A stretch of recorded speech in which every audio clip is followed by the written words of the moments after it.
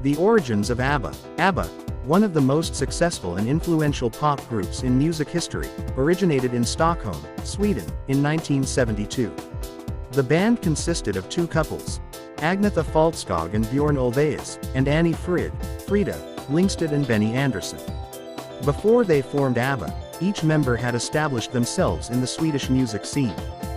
Benny Andersson, born on December 16, 1946, had been a member of the popular Swedish band Hep Stars, known for performing covers of international hits. Benny's knack for melody was evident early in his career. Bjorn Ulvaeus, born on April 25, 1945, was a member of the folk group Hootenanny Singers. Bjorn's strength lay in songwriting, and his partnership with Benny began when their bands frequently crossed paths in the mid-1960s. Agnetha Faltskog, born on April 5, 1950, was a successful solo artist in Sweden by the late 1960s. Her debut single, Jag var så kär, I Was So in Love, made her a star at the age of 18. Her powerful voice and charisma caught Bjorn's attention, and the two married in 1971.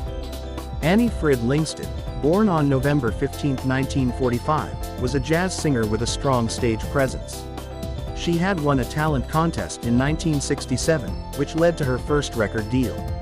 Her career was on the rise when she met Benny, and the two became a couple in 1969. The four members began collaborating informally in the late 1960s, but their true potential was realized when they recorded music together as a group. The birth of Abba. In 1972, the quartet decided to record as a group, initially under the name Bjorn and Benny, Agnetha and Annie Frida. Their first single, People Need Love, achieved moderate success in Sweden, hinting at their future potential. The group realized the need for a more memorable name, and in 1973, they settled on Abba, an acronym of their first names. Their big break came when they entered the 1974 Eurovision Song Contest with the song, Waterloo.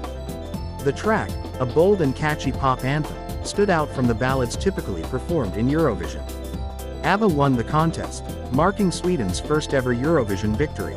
Waterloo became an international hit, reaching the top of charts in multiple countries and setting the stage for their global success. The rise to international stardom.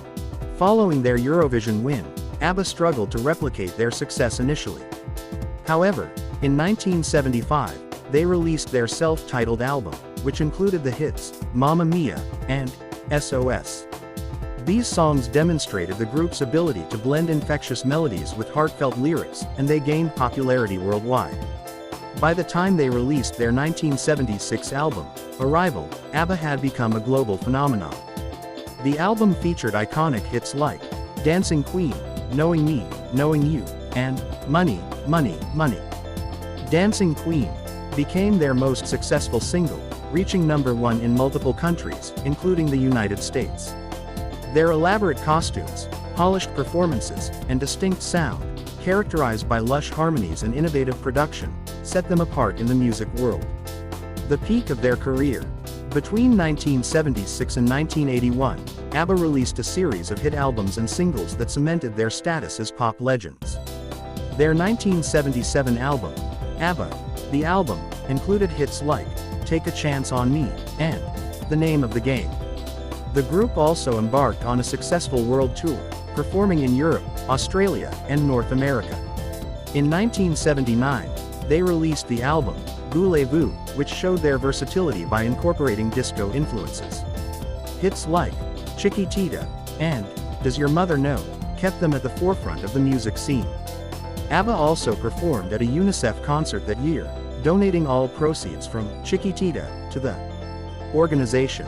Their next album, Super Trooper, 1980, featured hits like the title track and The Winner Takes It All, a poignant ballad that reflected the emotional turmoil within the group as Bjorn and Agnetha's marriage ended. Challenges and disbandment. Despite their success, personal challenges began to affect the group. Both couples divorced, Bjorn and Agnetha in 1980, and Benny and Frida in 1981. While they continued to work together professionally, the emotional strain was evident in their music. Their final studio album, The Visitors, 1981, was more introspective and experimental, reflecting the group's changing dynamics.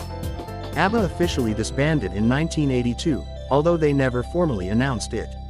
Each member pursued solo projects, with varying degrees of success. Legacy and resurgence. Although Abba's active years were relatively short, their music has endured for decades. In the 1990s, their popularity surged again with the release of the compilation album, Abba Gold, Greatest Hits, which remains one of the best-selling albums of all time. The musical, Mamma Mia, premiered in 1999, featuring Abba's songs woven into a fictional narrative. Its success led to a film adaptation in 2008, starring Meryl Streep, which introduced Abba's music to a new generation. A sequel, Mamma Mia, Here We Go Again, followed in 2018. In 2021, Abba reunited to release their first album in nearly 40 years, titled Voyage. The album featured new songs and was accompanied by an innovative virtual concert experience in London, where digital avatars of the band performed alongside a live band.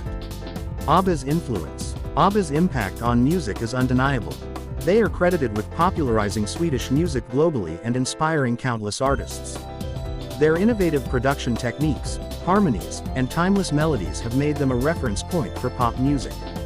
Inducted into the Rock and Roll Hall of Fame in 2010, Abba remains one of the best-selling music acts of all time, with over 400 million records sold worldwide. Their legacy continues to grow, proving that their music truly is timeless. This detailed history of Abba highlights their journey from humble beginnings to global stardom and lasting influence. Few groups have managed to achieve the enduring success and cultural impact that Abba has enjoyed.